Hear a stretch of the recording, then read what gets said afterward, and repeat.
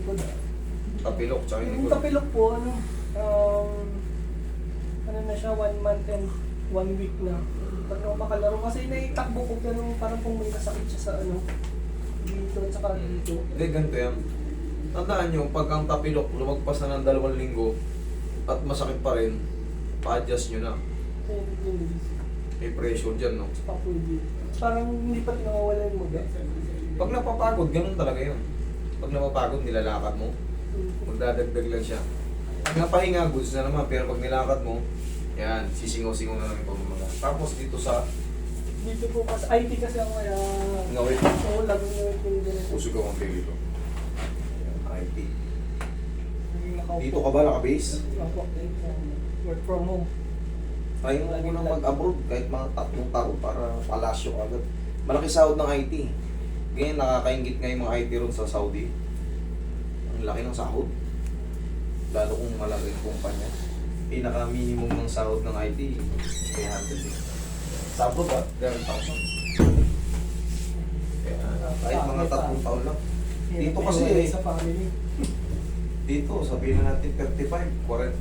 Para saglit na. May sa bagay, may hirap talaga. May mga anak ka na.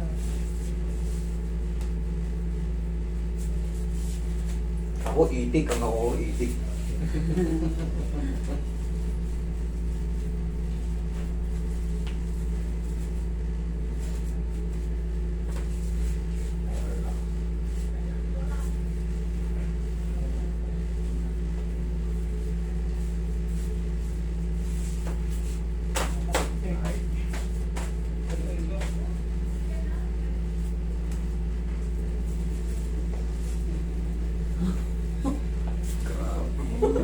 Talagang matagal na nakababayan na ito. Bubul-bubul.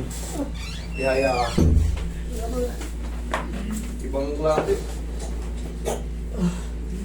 Kakaganon na yan, no? Oo, lagi nakagano po. Bumaba.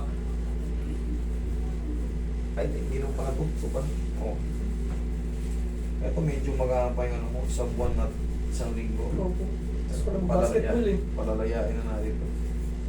Dadalhin ko na po sana ano, pero sabi ko parang mawawala na yung sakit. Akala ko tuloy-tuloy na. Hindi, umuho pala yung maga ng to, ng ano. Kasi siyempre, nung una, alam mo naman yan, yung mga 1 linggo, talagang maga talaga yan, relax na. 2 linggo lang ang duration ng ano, mga regular na tapilok. Kaya ng bote-bote lang yan. Pero pag lumampas ka ng 1 buwan, o 1 buwan ka na, mag-isip-isip ka na. Baka na yan, nagbago yung posisyon ng talus joint. Kasi yan dyan, oh, yan yung talus joint ito. Yan, yung Sakit-sakit yan dyan sa mga joint-joint mo.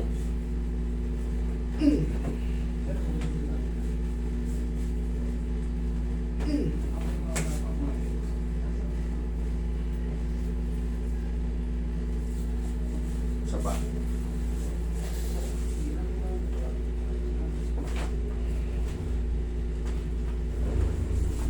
Napaka, sir. Pahinga mo muna yan. Mamaya natin babalikan. Titignan natin kung maganda na yung lakad mo.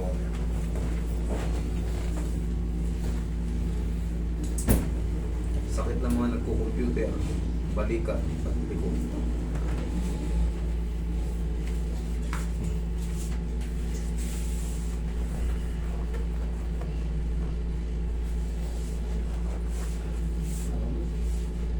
Sir, baka matulungan mo ko, sir. Ano pong gagawin? Magbabayad naman ako eh. Yung ano, paano ba malalaman yung apo niya? Binablock niya ako eh. Yun. Pero pag ibang tao na gano'n, hirap awatin, no? Paano ko kaya masasawa tayo mga punyeta? Dihaya ka. Ang hirap talaga sa nagkalat yan sa ano, sa online.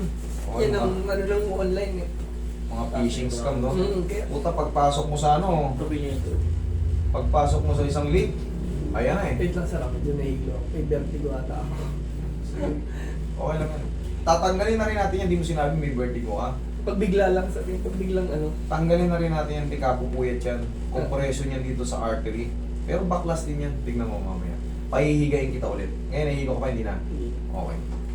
Pag biglaan palang kilo si sir, yan. Hindi mo sinabi, kaya ko naman yan. Okay, relax lang. Inhale. Exhale. Diyan pa lang muna. Mamaya, pahihigayin kita ulit. Okay, relax ka na dyan. Yan yung mga ang vertigo kasi pag humiga ka, pag binago mo yung kilos mo, o kaya yung saktong higa ng ganyan, parang kapupuyat din yan.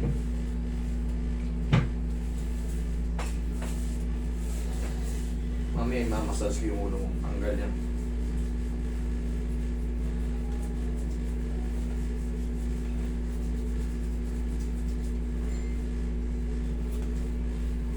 Ito sir, pag nawala na yung pain, ay meron pa ito matitira ng konting pain. Mga 4 to 5 days, okay na. Tapos, next week, pwede ka na maglaro.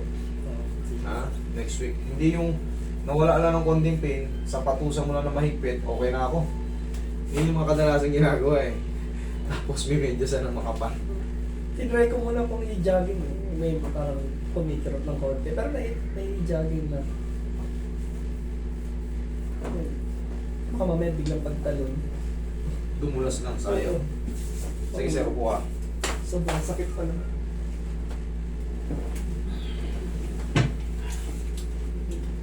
Vertigo rin pala si sir. Pag bigla lang na ano. Pahigayin din ko lang ulit. Bigla akong gumanon.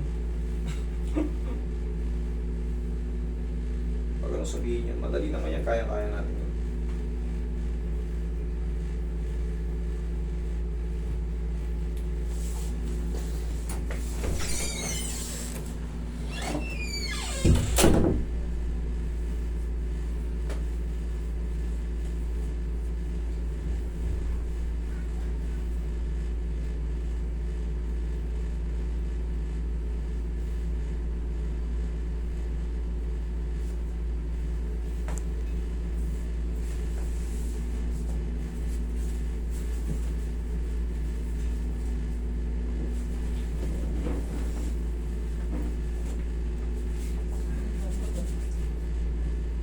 Magtunong ba? Palente. Higa ka.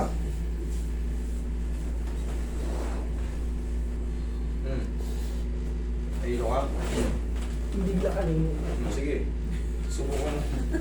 Yan, magbiling-biling ka dyan. Wala na. Sa inyo eh.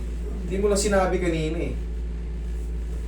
Baka may matira lang ng ano dyan, pero paglipas ng mga ilang araw, tanggal na yung ipit niya yun.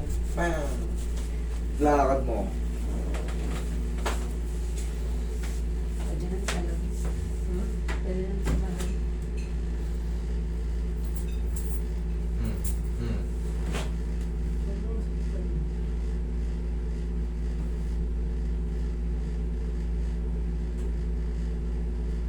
Meron pa? Konti-konti.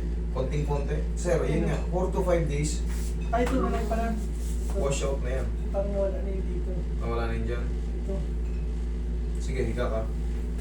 Yung part nung medyo malala kasi ito yung ano talagang. Pero kung konting Yung- Idol, pag konting-konti na lang, hindi talaga yung nasi-zero-zero. Mag-aantay pa tayo ng yung healing process na kahit ilang araw. Kasi siyempre, may pinagmagaan yan dyan eh. Ngayon pala na-adjust. Siyempre, hindi yung kagad instant na pak, parang pinutok na lobo. May matitira talaga siya dyan. Tapos, yun nga, pag napahinga, pag pantay na kasi to, kasi pag mali ang adjustment na to, yung mga na-adjust nito, pag mali yung pinasukan nun, lalong mamamaga to. Mhm. Okay? Pero pag tama yun, hihina na yung pain, kagaya rito nawala. Ibig sabihin, tama na yan. Pero, kailangan mo lang maintindihan yung may rest lang to ng konti. Mga ilang araw lang. Bigyan kita ng warranty dyan. Dalhin mo sa akin ulit yan, mga sanlinggo, pag ganyan pa rin. Tignan mo, check mo. Wala yung Wala na eh. Hindi na yan. Kanya ako katiwala sa kamay ko. pahinga lang. Pahinga lang ng mga ilang araw yan. 3 to 4 days. Pahinga natin ng 1 week para sigurado. Hindi siya Bago pwede basketball. Tsaka wala na lang masakit eh. Kahit mag-jogging, wag muna. Huwag mo na. Normal na pamumuhay. Pumasok ka lang sa trabaho, kumain ka, matulog ka na maayos. Thank you, Master. Sige, sir. Thank you, boss.